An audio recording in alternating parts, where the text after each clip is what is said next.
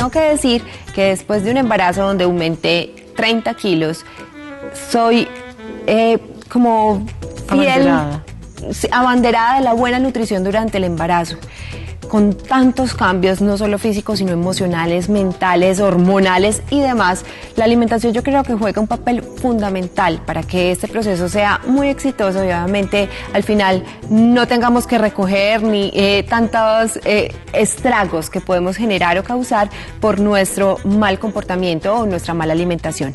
Hoy nos acompaña Andrés Zapata, él es nutricionista deportivo y le damos la bienvenida y el agradecimiento obviamente que nos acompañó en el programa. Bienvenido. Gracias a ustedes por la invitación. Bueno, yo creo que el embarazo debería empezar realmente la preparación desde antes.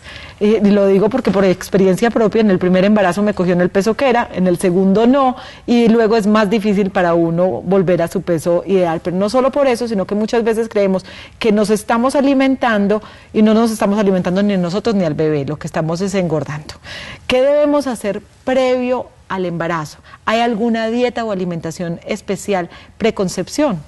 Bueno, eso que dices es muy cierto, todas las gestantes deberían de planear el embarazo con su pareja, pero lo que importa realmente es saber en qué estado nutricional se entra en el embarazo, se entra en un peso normal, en un sobrepeso o incluso algunas están en obesidad o por el caso contrario en un bajo peso. Entonces es muy importante saber el estado nutricional del que la madre va a partir para prepararse para el embarazo. Casi siempre a mis pacientes, en el caso de las que hacen deporte, están buscando quedar embarazadas, muchas de ellas pueden tener un estado de delgadez, digamos que algo extremo, ¿cierto? Porque les gusta mantenerse delgadas o con un porcentaje de grasa muy bajo y la recomendación si están buscando embarazarse es por lo menos de 1 a 2 meses de una dieta más normocalórica, más adecuada, subir o ganar por lo menos unos 2 a 3 kilos para que esos 9, 11, 12 kilogramos que tengan que ganar al final del embarazo sean los adecuados, para que no tengan que ganar más. Pero ¿por qué les recomiendas, si están debajo del peso, a tener un peso que sea más adecuado? Porque si se entra en un estado nutricional con déficit de bajo peso, van a haber carencias de algunos nutrientes, ¿cierto? Algunos nutrientes como el hierro, algunos nutrientes como la vitamina A, algún déficit de proteínas que se necesita para que el feto se desarrolle. Entonces, si la madre entra en un estado nutricional pobre, realmente el bebé o el feto va a ser carente de esos nutrientes. Sabes que me di cuenta durante el embarazo que muchas mujeres tienen una gran preocupación por perder la figura en el momento de la gestación. Entonces, incluso hacen dieta durante la gestación con tal de evitar ganar peso en esta época. ¿Qué tienes para decir al respecto? Mira, esto realmente trato de educar mucho a mis pacientes en eso porque realmente no es una práctica sana, ¿cierto? Lo más importante, yo siempre digo, es educar, desde el foco mío como nutricionista, educar y enseñarles que realmente lo importante es el feto que viene en camino y que él se tiene que desarrollar bien. O sea, es una práctica malsana porque realmente, dependiendo del estadio del embarazo, en el primer trimestre la Organización Mundial de la Salud habla de 150 calorías, hay otras personas que dicen que no se necesita, pero que en general una media de 250, 350 calorías adicionales se deben suministrar durante el segundo y tercer trimestre. Entonces, las mamás que están en dieta y restringiendo por el contrario esas calorías no van a ganar un peso adecuado y el bebé puede tener algún tipo de desnutrición, por así decirlo. Ahí empezamos con el primer tip, entonces, no estamos comiendo por 2. Sí debemos comer ciertas calorías más, pero no estamos comiendo por 2. Ahora, lo que también es importante es saber de dónde obtengo esas calorías, porque no es lo mismo ganarme las 250 calorías o 350 con una torta de chocolate, que es por lo general los antojos que dan, que hacerlo de una manera inteligente y con algo que realmente se va a nutrir al bebé y a la mamá. Bueno, ¿cierto? Sí, dentro de esas recomendaciones, como por trimestres, lo primero es aumentar el consumo de proteína. Generalmente con una porción durante el primer trimestre de algún alimento que tenga de 5 a 8 gramos de proteína, puede ser un huevo, un queso más, un lácteo al día, se suple la necesidad de ese primer trimestre. Ya la Organización Mundial de la Salud y las guías que hay para la población colombiana, que la gente las encuentra disponibles en internet, hablan de un consumo hasta de 20 o 25 gramos en total al día de proteína para una mujer gestante. Es decir, podemos añadir una porción más de carne, más o menos 100 gramos, como una palma de la mano, para aportar esos 20 gramos de proteína, o podemos añadir 2 lácteos más, pero lo importante es saberlas distribuir. Si digo algo técnico, realmente el embarazo tiene un costo energético de más o menos unas 70.000 a 80.000 calorías en total. En todo el embarazo. En todo el embarazo. Entonces lo que uno hace es fraccionar simplemente esas calorías, dando un poco más día a día y saber distribuirlas, preferiblemente para el desarrollo y la energía que tiene la mamá, de las harinas que tanto les temen, ¿cierto? Carbohidratos menos refinados y más complejos como algunas harinas integrales, cereales integrales y leguminosas, frijoles, garbanzos, lentejas, y al consumo de frutas, al que también tanto miedo se le tiene, que realmente lo que va a hacer es aportar es micronutrientes, vitaminas, minerales, para que la madre le pase eso al feto y se desarrolle adecuadamente. ¿Cuántas frutas son recomendadas? Mira, la recomendación en esta como tal para las guías de la población colombiana son de 3 a 4 porciones como tal. Entonces la gente se asusta porque dice, no, pero es que si yo me como... Sí, pero hay que entender, y hay una cosa que quiero aclarar, por ejemplo, las porciones. Son 2 porciones de fruta. Son 2 porciones. Claro. Por ejemplo, la gente dice eso, es que yo me como un banano, no. La unidad como tal, la porción, perdón, es media unidad. Solo que la gente comúnmente no destapa un banano para comerse medio. Sí, se lo come todo. Se lo come todo. Pero bueno, hablando de porciones, de aumento en las calorías, si bien los que hemos pasado por un embarazo nos damos cuenta que cada trimestre tiene su necesidad. Sí. Y a muchas mujeres el primer trimestre nos da muy duro. Náuseas, vómitos, como disconfort abdominal. Entonces a veces comer se vuelve complicado. Y nos da una extrema necesidad por lo cítrico. Sí, eso es a todas. Exacto. ¿Qué es lo que pasa ahí? Porque pues nos da como esa necesidad de cítricos y cómo ayudar con la comida para que estos síntomas no sean tan fuertes. Bueno, realmente esos cambios obedecen a unos cambios fisiológicos que se dan en este caso en las mamás y básicamente obedecen a los cambios, al aumento en la producción hormonal, como por ejemplo la progesterona y los estrógenos, ¿cierto? Son hormonas que van a aumentar el deseo, por ejemplo, por ciertos, pues no directamente, pero pueden incidir en el estado como tal de apetito o ansiedad para que las mamás prefieran ciertos grupos de alimentos. Por ejemplo, si no desarrolla el gusto por el dulce, esta vez se aumenta. Y en el caso de los cítricos, lo único que uno hace es mejorar el consumo, por ejemplo, de algunas frutas que tengan, por ejemplo, un pH más básico y introducir frutas dulces para neutralizar. Pero eso depende del estado nutricional de la mamá. O sea, yo no puedo entrar así, el cuerpo sí, es muy mango sabio, todo el día. ¿cierto? No. Al final el cuerpo también te va pidiendo, o te va como lo requiriendo, lo que va requiriendo. Y lo la va verdad diciendo. uno se vuelve muy exigente si uno se va por guías, pero en la práctica diaria uno trata de enseñarle a la mamá que lo importante es hacer lo que su cuerpo le dicte, tratando de que esté dentro de los patrones normales. No significa que si mi cuerpo me pide 10 limones al día lo voy a... Sí, pero si mi cuerpo tiene... Si yo recibo una alimentación balanceada de 5 comidas al día, trato de incluir frutas, verduras, harinas integrales y otros alimentos, entonces en general el tener antojos o cosas tan específicas como esta no me va a sacar de la zona normal de alimentación. Yo desayunaba, almorzaba y comía con rábanos con limón y sal. ¿Y has vuelto a comer rábanos después de eso? ¿Viste? Se le quitaron o sea, es normal durante el embarazo y ejercicio. ¿Qué pasa con las personas que han hecho y tienen una costumbre del ejercicio? ¿Y qué pasa con las personas que no han hecho ejercicio y quieren comenzar justo en la época de la gestación a hacerlo? Bueno, esta es una pregunta que generalmente yo me voy a apoyar más en las directrices de los médicos y en la parte de medicina deportiva lo que los médicos y nosotros como nutricionistas apoyamos es lo siguiente. Básicamente, si la gestante ya se encontraba haciendo ejercicio antes del embarazo, es adecuado que continúe con esa práctica, pero se recomienda como una no disminución del ejercicio, sino una disminución en el total de la carga, número de veces a la semana, número de frecuencia, duración o intensidad, por ejemplo, en el primer trimestre, que es donde se está dando más el asentamiento, como tal, del feto, ¿cierto? Da mayor riesgo, y ya de ahí en el segundo o tercer trimestre, pero depende como tal lo que diga el médico, el tipo de ejercicio que hace.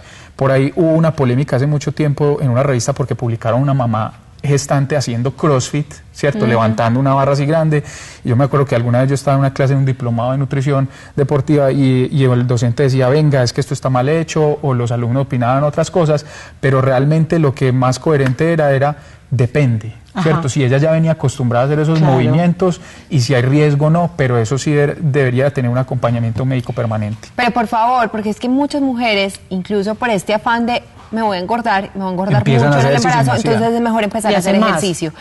¿Es recomendado empezar una actividad física durante la gestación? Mira, actividad física como actividad intencionada, planeada, que me obliga a elevar mi frecuencia cardíaca, aumentar mi gasto calórico, siempre debe de haber, pues, como por ejemplo los ejercicios para ya el momento del parto y todo, pero una actividad física rigurosa, si yo no la tenía, no es el momento de empezar. No es el momento de empezar. Y por ejemplo, hay cierto tipo de ejercicios que son incluso recomendados en el embarazo y les tengo que decir, al final me funcionó mucho porque uno empieza con dolor en todas partes, en los pies, en las plantas, en la espalda. Vivir duele, levantarse de la cama duele. Entonces el yoga, por ejemplo, funciona mucho para pilates por la elongación. Para mejorar pues como ciertas posturas y ciertas la cosas. Respiración. La respiración. La postura, sí. Esto definitivamente recomendado entonces durante la gestación. mayoría de médicos deportólogos lo recomiendan, ¿cierto? Yoga o ejercicios como pilates y stretching y cosas, no necesariamente musculación en un gimnasio o hacer pesas, que no sean de alto impacto y que involucren un gasto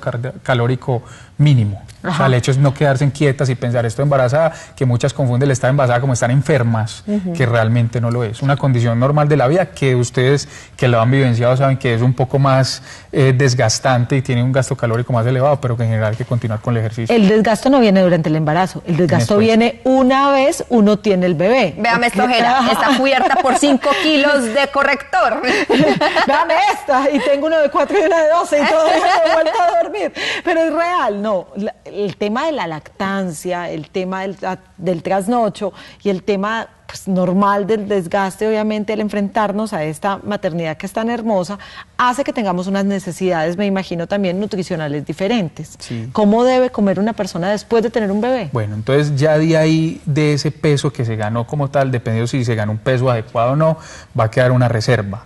¿Cierto? Hay que recordarle a las mamás que lo que más va a involucrar un gasto energético alto es la lactancia, ¿cierto? Sí. Aproximadamente añadir unas 400 calorías para la lactancia. ¿Qué pasa? Supongamos el caso de ahorita, yo tuve una gestante con bajo peso, no ganó un peso adecuado durante el embarazo, al final la lactancia es la lactante que queda como si hubiera...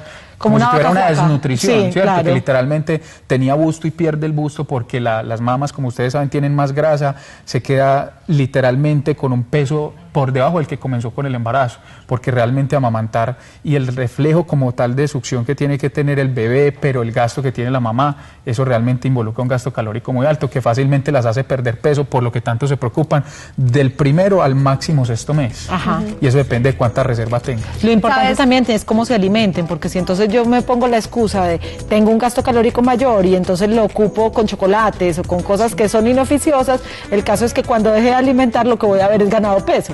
¿Cierto? No, entonces hay que hacerlo de manera que inteligente. esos micronutrientes son fundamentales, claro. Porque es que no es solo contar calorías, sino también alimentarse y nutrirse bien, no solo porque estás lactando y entregándole muchos de tus nutrientes a tu bebé, sino por cosas como el pelo, las uñas. Si normalmente después del parto el pelo cae, imagínate si uno se alimenta más. Y dentro de esos micronutrientes sencillos, hierro, vitaminas C, A, D, ácido fólico, que básicamente se resumen en frutas, verduras, proteínas, leguminosas y cereales integrales. Me encanta que lo digas. Sí. Exacto, es que comer bien es muy sencillo, es saber incluir todos los grupos alimenticios, pero es que ahí viene el problema, hay muchas personas que no les gustan las frutas y las verduras. No, ¿sabes qué? O hay un mito enorme, y lo digo porque me cuento entre las personas que en este momento, después de varios exámenes y cosas, resulta que yo que creía que me las sabía todas, uno se convierte en una persona malnutrida porque no como harinas, entonces porque engordan, no come frutas que porque tienen mucho azúcar, y termina uno metiéndose un montón de cucarachas mentales que lo que le hacen es que ni adelgace ni esté bien nutrida. O sea, lo que hay que comer son todos los alimentos en las porciones adecuadas. Claro. Dentro del programa normal de suplementación que tienen todas las gestantes, hierro, ácido fólico, vitamina C, calcio, pero es muy importante saber presentar la forma de los alimentos. Ahora hay smoothies, ahora hay zumos, licuados, extractos de vegetales, asados, cocidos, al vapor. Hay muchas formas que se deben de presentar. Entonces, si yo le digo a una mamá, ve, comete una ensalada con vegetales frescos, que es una forma muy importante para preservar las vitaminas y minerales, va a decir, no me gusta. Entonces, podemos hacer un zumo que se prepara inmediatamente un smoothie en el momento en que se prepara y consumirlo, o por ejemplo, algunos vegetales que se puedan preparar salteados, cocinar, por ejemplo, otros. Entonces, pienso que es más la creatividad a la hora de preparar o presentar el plato que decir que no coman porque no les gusta. Esta moda que se dio de comer estos batidos, estos smoothies, y en muchos casos, pues obviamente el mercado responde a esas necesidades, que ya vienen los jugos o los zumos licuados y que quién sabe cuánto llevan en él. Es preferible que los haga uno. Es que considera. Mira, ni la tecnología de prensado en frío, como muchas marcas lo hacen, garantizan la estabilidad. Las vitaminas y minerales son termolábiles, termosensibles, se degradan con la temperatura, con el calor, con la exposición al oxígeno, con cortarlos, pelarlos. Entonces, por eso digo, de inmediata preparación. O sea, se preparan y se consumen. Un extractor y tómeselo. Listo. Pero no decir que es que yo lo voy a preparar y lo voy a dejar preparado 4, 5, 6 horas, porque realmente hay una pérdida del 70-80% de las vitaminas y minerales que hay ahí. Andrés, quedaste, pero ya, inscrito y contratado para las 3 gracias, porque la verdad que te explicas de una forma súper divertida. Muchas gracias. Gracias por acompañarnos.